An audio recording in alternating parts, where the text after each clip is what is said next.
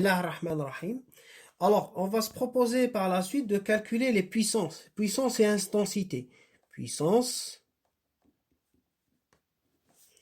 et intensité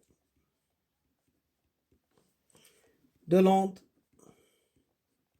acoustique. Alors, puissance et intensité de l'onde acoustique, parce que c'est important quand même, l'onde acoustique, la puissance. L'être humain est sensible à la variation d'énergie, la variation de puissance ou la variation d'intensité. C'est-à-dire, nous, ce que nous voyons, par exemple, c'est l'intensité de la lumière. Et ce que nous percevons, c'est par nos oreilles, hein, nos systèmes sensoriels, c'est l'intensité de l'énergie, l'intensité du son. Donc alors, la puissance. Mais la puissance, c'est une définition générale. C'est une définition générale. Donc c'est quoi? C'est le produit scalaire entre la force et la vitesse. Donc alors, mais et la force, donc force, scalaire, vitesse. Mais j'ai dit c'est une définition. Mais en gros, on va y aller vite. Donc puissance incidente, force talent d'incidente, incidente. Les deux sont. Alors qu'est-ce que je vais faire? Je vais faire. Les deux sont parallèles ici. Les deux sont parallèles. La force incidente et la vitesse incidente sont parallèles. Donc le produit scalaire, il me dit quelque chose de positif. Il n'y a pas de cosinus formé par les deux puisqu'ils sont parallèles. Je vais prendre, donc, alors, c'est quoi la force? C'est S, donc ça sera si vous voulez, S, voilà, pression, fois UI, XT. Donc j'ai pris une force parallèle à la vitesse des particules. Elles sont parallèles, toutes les deux. Et la section de telle manière à ce que, c'est-à-dire pour schématiser ça, la force, la vitesse des particules. C'est l'élément de section S. Suivant, par exemple, j'ai pris ici une direction EX. Donc, voilà. Donc, F, ce n'est autre que la pression fois la surface orientée, suivant la direction EX, surface orientée.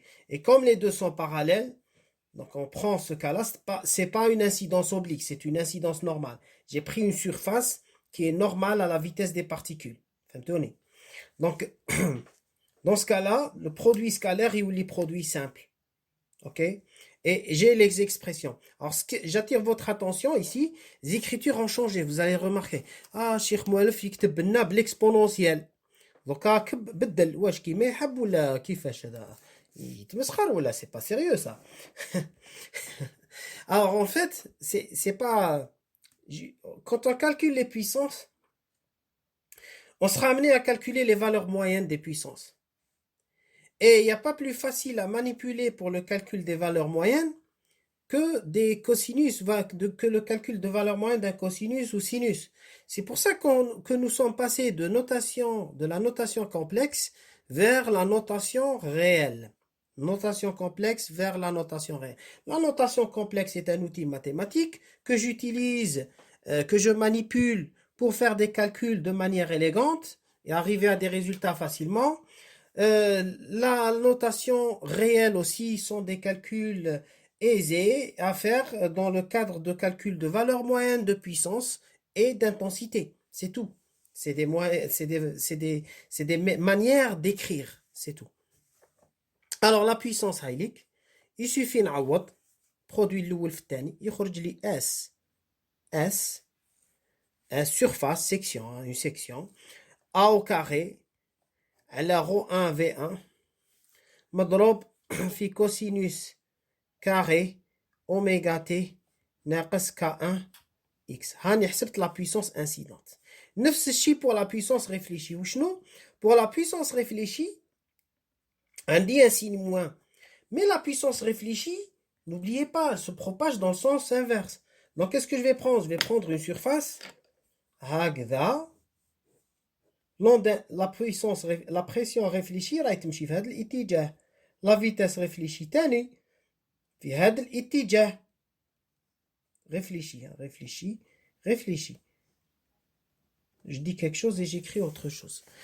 Donc, alors, réfléchis, réfléchis. Donc, ma surface sera orientée. Ici, c'est SEX. Ici, ce sera moins SEX. Donc, on dit, هذه déjà, شوف مليح. كي نكتب la pression, pression, elle est positive.